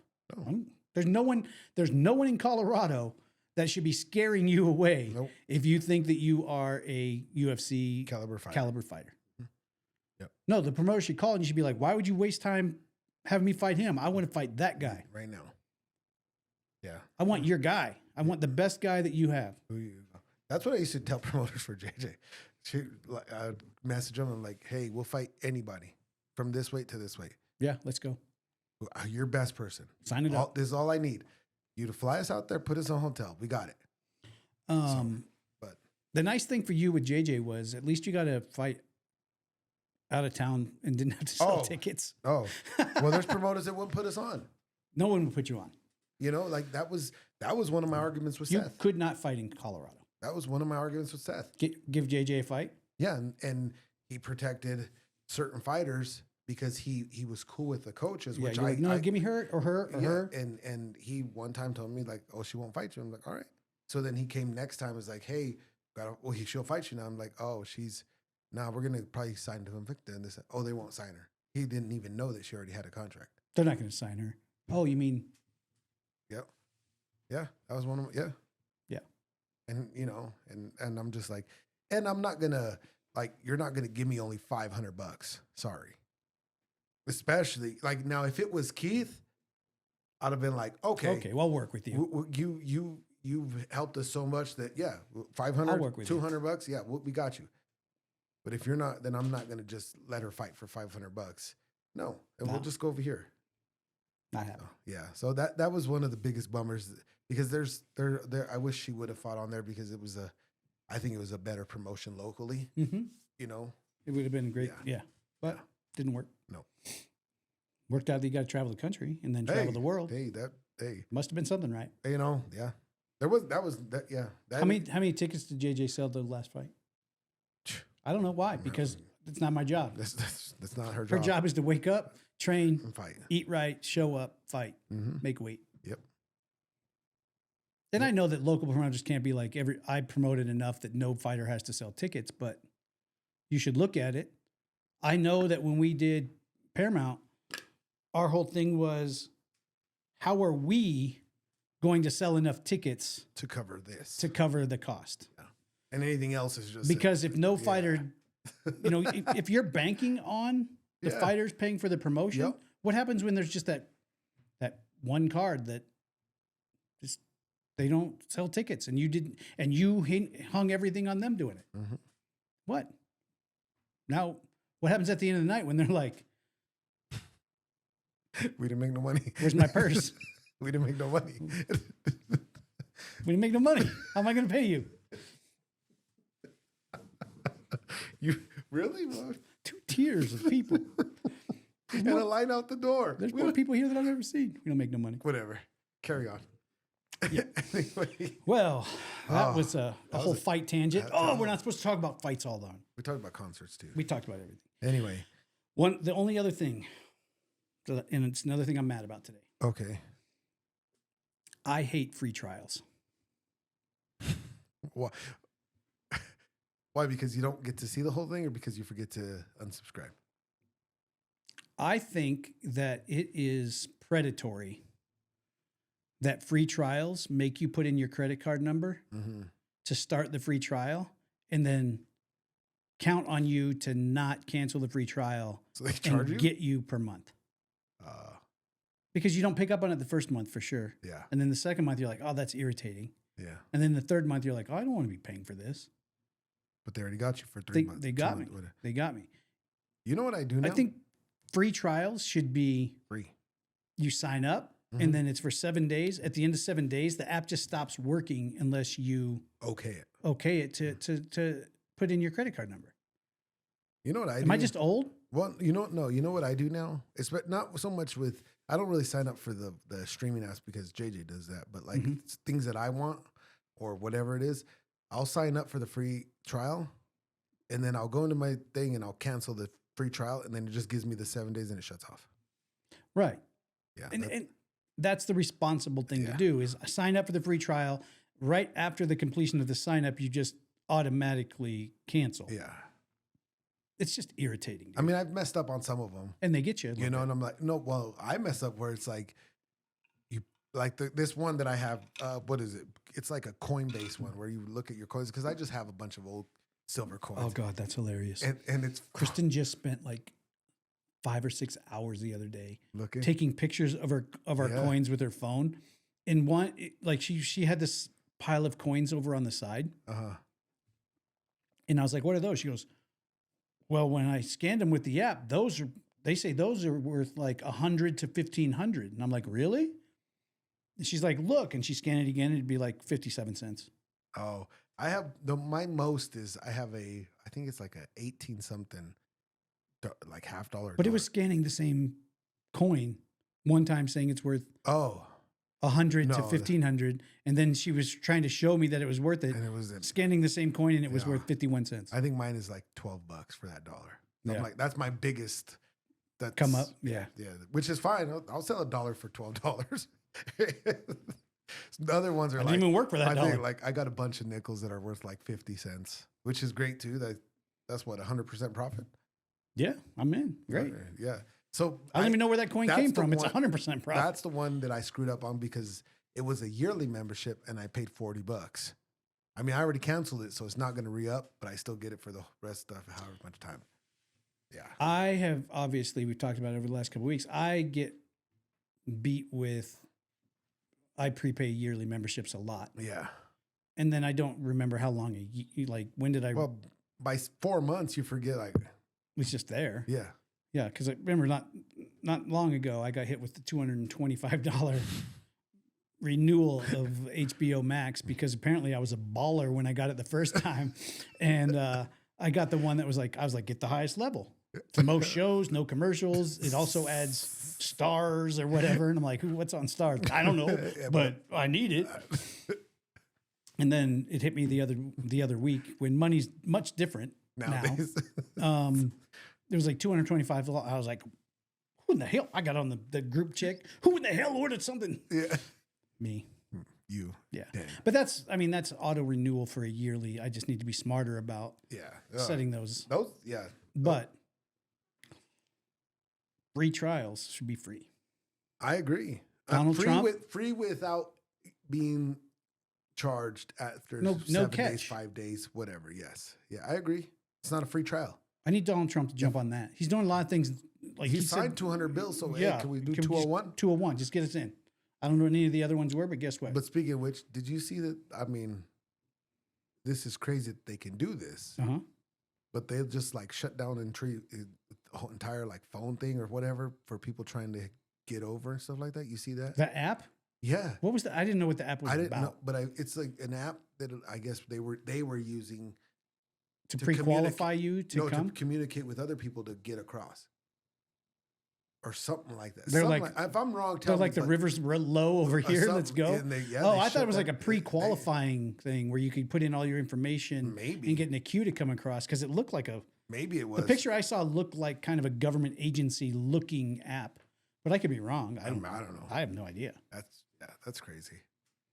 There's a lot of things I don't know, and that's one for sure. I'm kind of glad that's over. I mean, it's not the election. Over. It's not over, but which part? from the election to getting sworn in. I'm glad that part's over. Yeah, it's the a rest weird of it, time. the Everyone rest, just the argues. rest of it's always going to be there, and I don't care. But I'm hoping that hear less. And people are so You know what I mean? polarized right now. I just hear less. Like I don't care. I put up a Facebook post seen the that. other day on purpose. Yeah, no, you don't normally post like that. So I was like, he's bothered. It wasn't even about being Oh, bothered. really? Okay. No, I can tell you, it was not really about being bothered. It was about putting up a post that was ambiguous enough that neither side could exactly point a finger, but both sides would feel like it was attacking them. Yeah. And guess what? Dynamite. Boom. People were like, oh, well, you just are this and that. And I'm like, really? At what point did I make a statement about me believing one way or the other? Show me exactly where I said something that it's not there. You know why? Because I'm not that guy. No, wrong guy. Wrong line. Yeah. I'm not that guy. Guess what? You got triggered because it hit a vein with you. Yeah. It hit a nerve with you. You got triggered because something in there was like personal to you. Yeah. And it was not. I don't even know you. I don't know you. I don't care enough about anything like to actually seek someone out to make a post insinuating that they are that. Yeah. And I laid it out like as ambiguous as I could. Good. You could read through the whole thing and be like, does he mean this? I don't know. Does he mean that? I don't know. Sorry about your bad luck. If it hit, that's on you. Yeah, you better look at You got to yourself. deal with some stuff. Yeah, better. Yeah, 'cause that's. Yeah, I'm kind of glad that part's over. I mean, it's not going to be over because it's going to be whatever. People are just mad, It's dude. like, whatever, man. You know what's weird is like people who hated Trump are like supporting Trump, and people who supported Trump are like hating Trump. But everyone's hating something, and everyone's mad. And nobody knows why they hate something. Because they didn't get as many chocolate chips in their cookie as Yeah, somebody that's else. stupid, man. I'm over Everyone's it. mad. I'm like, Yeah, jeez. I'm I'm over here Yeah. voting with my dollars. That's what I'm doing. Getting mad don't matter. Nobody cares. Nobody cares. Zero. Zero. Not a little bit. I Not mean, even I don't. once. No. Everybody gets all upset. Yeah. Yeah. You can be as mad as you want. I'll just be like, wow, that's. There's some people that go That hard. I sucks. mute them. I don't even. I'm like, don't. I just go, I can't. did somebody hurt you? Yeah, I just. 'Cause I you're can't. very angry. Because I'll say something that Yeah. is not going to be You'll hurt their exciting. feelings. Yeah, it's just like I'm better off not hearing you. I need to learn to let go of simple things like that because that was just jokes for me. But isn't it like? Because I don't post on social media. Like No, that. Nothing. You should ever. have just not even said nothing. It was purely I was bored and I was like, watch this. It's sometimes it's a good thing to get a kick out of. Mm-hmm. And that's all it was. I just lit a fuse and stepped back, and I was like, watch this. I think we've talked about it a little bit before, but I also need to get off of Nextdoor. Oh, we did talk about that. I'm not. I got on him again. Do I even? I got him on again. When? Last Let me night. see. Do I even have it? Oh, they were probably going hard last night. Last night I got him because this I lady. still do have it. Yeah. This lady was absolutely pissed because they live in an apartment, and her partner works nights Okay. and has to sleep during the day. And her upstairs neighbor how could they be so inconsiderate to make noise during the day? Oh, Like why are we in the post, they were talking about, do I call the police and file a report? I'm like, no, you live in an in apartment? an apartment. On the second floor. You're bad. If there's someone above you that's awake during the day, at what point do they owe you To be quiet. anything? No. Like they have every right to move around in their apartment. I mean, I could imagine like if If you're not coming through my ceiling, I can't say anything. if it was completely outrageous, Yeah. like they were turning on like 90s EDM and putting the speakers pointing Face down. and then turning it, You're- How entitled are you to believe that everyone around you needs to adjust their schedule because you work at night? No. I don't know. Be smart enough to say, hey, we have a schedule that works at night. If we get an apartment, we should get one probably on the top floor because then we won't have noise coming through the ceiling. That's exactly my thoughts when I told you if we ever had to live in an apartment, it would have to be top floor because I don't want to hear anybody running around at all. And that's the only way I fix my problem. See, for me, I really don't give a shit about like ceiling noise. If we live in an apartment, I want to live on the bottom floor because I really don't give a shit if someone's walking around, or I don't want to have to feel like I have to walk gently or not do something because it might, because I'm the kind of person I don't want to disturb the people below me. I'm like, I'd rather live on the bottom floor so that if I tripped and fell, it's not an issue. The people below me weren't going to be like, oh my God, they're coming through the ceiling. Yeah. At the same time, you really have to go out of your way to piss me off if you live above me. Yeah. We lived over in that apartment for a long time from before. Yeah. And we had a pretty good relationship. Like the people above us were pretty cool. Yeah. And then the people below us, for the most part, they were younger. And there were very few times because we lived there for several years. So we had a couple of different people rotate out. And like when you'd see like 3 younger guys move in together. Yeah. Within the first month, they'd have that fucking rager party. And I'd be like, dude, here's the deal. I don't care. Like, I'll give you till like midnight. Yeah. At midnight, just have enough respect, dude. I've got 2 kids up here that go to school. Even if it's the weekend, they still are in a pattern. And at 2 a.m, I don't need to hear your favorite song like it's in my room. Yeah. And there doesn't need to be 75 guys out on your balcony that holds 10 people screaming about how they could kick each other's ass. Yeah. But most times it goes over smooth if you're cool. Yeah. You know, most of them were like, I was like, hey dude, here's the deal, man. Midnight's cool. At midnight, can you just like turn it down some? Yeah, let's come down here. I'm not going to be a dick, you know, I don't care. Mm-hmm. And if the kids aren't here, I probably won't even bother you. Yep.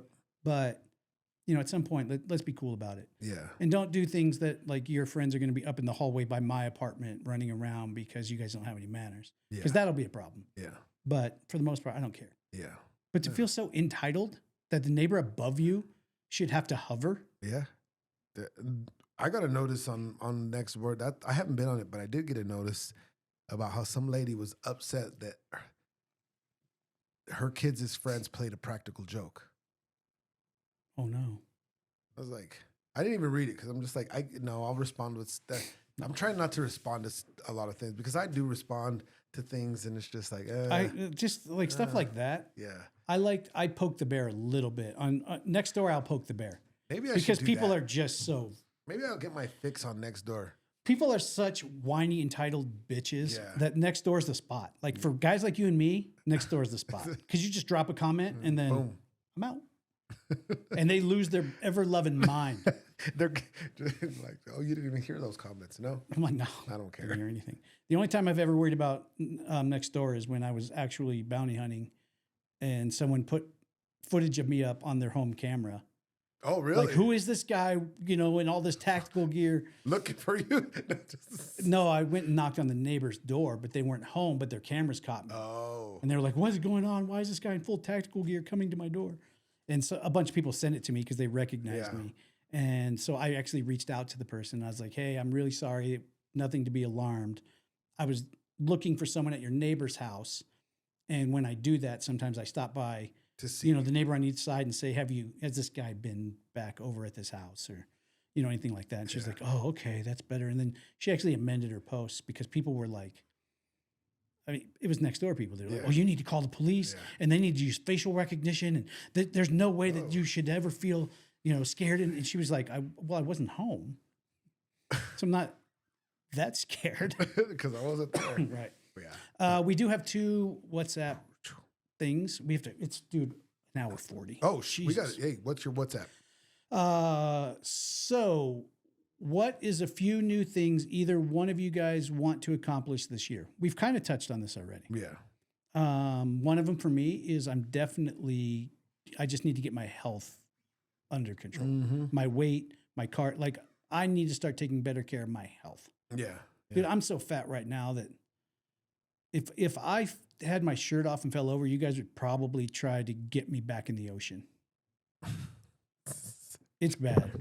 Just roll. Just get him over there. Just get him over there. I have to. I'm not saying I want to get in like fight shape. Yeah. I want to get in shape. I want to get in enough shape that I'm comfortable. Yeah. Like I feel bad for my wife. Yeah. I would not sleep with me. No. It's ugly. Yeah. Especially I would not let me get naked. I'd be like, maybe keep your shirt on. Yeah. It's fine. Donald Duck it a little bit. Saying. Whatever. I wouldn't do it. Yeah. No. What about you? Me, I'm just, man, I think I really want to focus on this, but I also want to focus on my coaching thing and really get my shit together with that. Right. And really attack like so I can generate some money. Oh yeah, that's important. You know what I mean? And generate like being able to guide people in the right way. Right. And then with this, because I love doing this and I feel like we can do something with it. Do they coexist? In a way.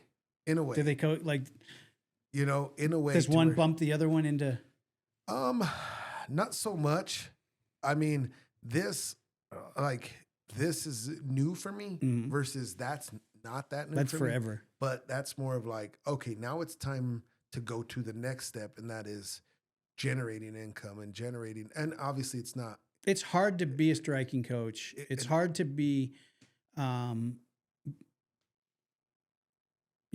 it's impossible to make a living as a striking coach in the local market. Yeah. Like you can't. Yeah. No. What are you going to take 10% of $50? Yeah. So I'm really trying to venture out that way so I can, I'm not saying I want to make, that'd be cool to have a fighter that's paying you like an X, but when you get a championship level fighter where that realistically that cut is substantial. Realistically, it's one of those things. Well, because with JJ, that's like, it's all your guys'. It's not like, hey, don't forget to pay me my cut. Well, yeah, and I mean, it just goes. And her coaches, I feel like we pay well. Yeah, I know what I mean. And so it's like, if I can generate, if you could get what you're paying something to a fighter on the other side, yeah. And if really another fighter's willing to pay you guys what you're willing to pay your coaches, and really trying to focus on that so that I can feel better about what I am doing, right? Rather than just give what I'm doing. And you're at a point now, realistically, your help should not be free. No, I know, and that's you put in the work. You're not a guy that just is kind of trying to figure out how to be. And that's the thing. That's honestly what I struggle with the most. You have a pedigree. You have a resume that people should be. Yeah, and man, and it's hard. Yeah, because you see them and you want to help them. I do, and it's just like, man, that's what I struggle with the most is like giving too much and not being able to create boundaries. To where it's like, you know what? Like, I love to help you, but like my help's not free. Right. You know what I mean? Or you have to be able to go, these are my stable of pros that know that it's X amount and it's not like you're breaking the bank for them to pay you so that you can pick that one. Whoa. Quit calling me. Where you can pick that one or two local fighters that can afford to pay you, but they might be that next fighter that you're bringing up. Yep. And then they can't afford to pay you at the time. Yeah. But you need to have a stable of fighters that can keep you. Yeah. I mean, I made more money last year coaching than I ever have, which is still not, if everybody was like how much? They'd be like, oh, that's like a month's worth of bills. You know what right. That's how much money that I have brought in. And I feel like I can do more if I just, and obviously that might bring the people like, oh, I can't work with you. It's like, and then it's like, really have to be like, well, then you just want it free. Right. You know what I mean? And that's where I have to find. It's one thing if a fighter comes to you and what they can offer you is, and you know that what they're offering you is the best that they can offer you. Yeah.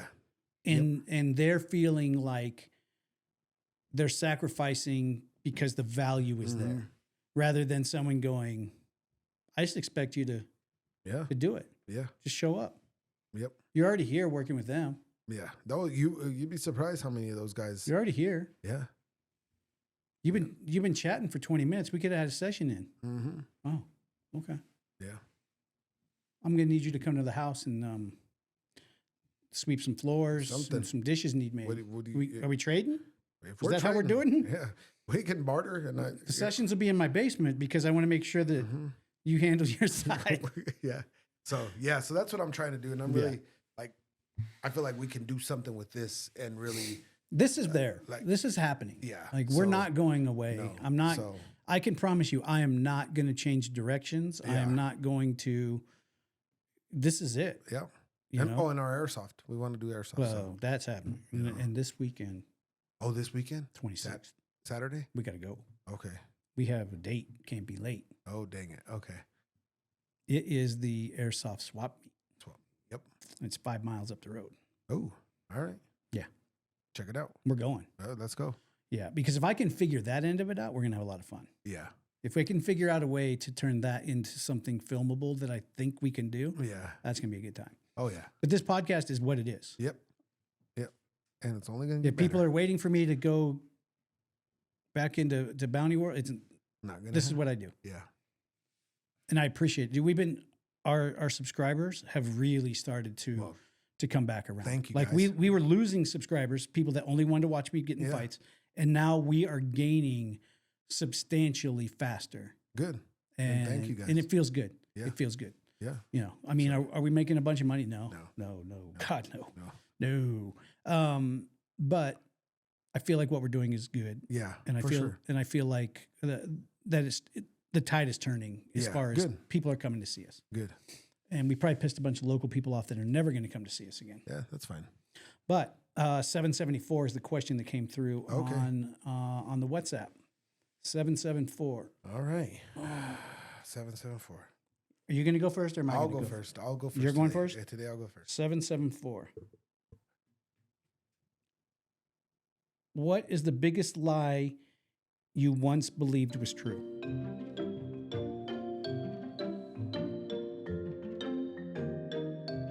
Playing that music. The biggest, it could be anything. Yeah.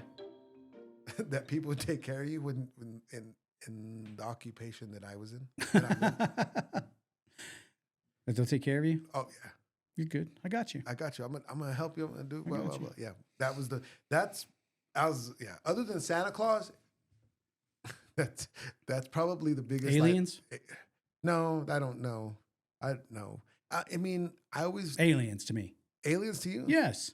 Why? That was the biggest lie ever. Like people said they absolutely do not exist. Our government said there's no such thing. You know, man. And I've now always they're thought- like, kidding. Well, I mean, I always like.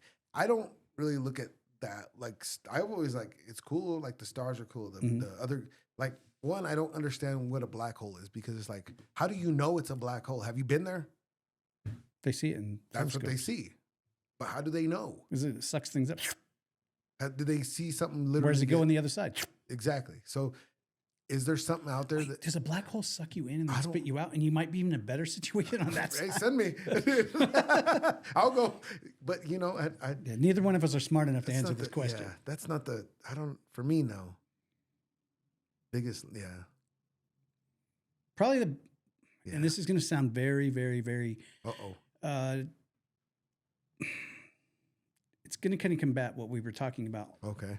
earlier today. But I will say one of the biggest lies I think I used to believe that I don't believe anymore is that you get what you work for.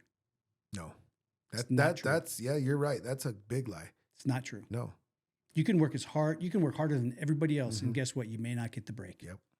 And then people are like, well, I guess you didn't work hard. No, that's not true. no, there's so many factors. That is not it. Should you work hard? Yes, absolutely. Yeah. Are you going to get what's deserved? No. I don't know. And that's so true because you see so many people that don't work harder than you, Yep. but have gotten so much farther than you. And you're like, whoa, I remember you actually. Yeah, you're like, how in the? Yeah. Yeah. And at the same time, I know people that work way harder than me to do things that they haven't got that, to where you that haven't gotten. Yeah. Yeah. For sure. Yeah. Yeah. Yeah. You don't get what you work for. No.